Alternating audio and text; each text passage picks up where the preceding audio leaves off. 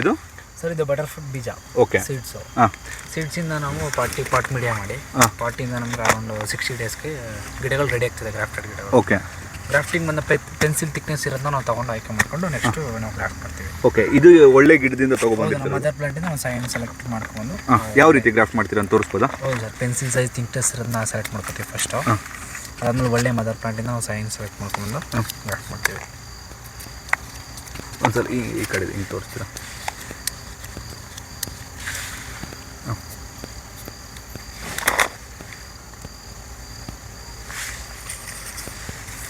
ಅದು ಇದರಲ್ಲಿ ಏನು ಪ್ಲಾಸ್ಟಿಕಲ್ಲಿ ಏನಕ್ಕೆ ಸರ್ ಕಟ್ಟೋದು? ಇದು ಗ್ರಾಫ್ಟಿಂಗ್ ಟೇಪ್ ಸರ್, ಎರಡು ಕಾಂಬಿನೇಷನ್ ಆಗೋಕ್ಕೆ. ಹಾಂ.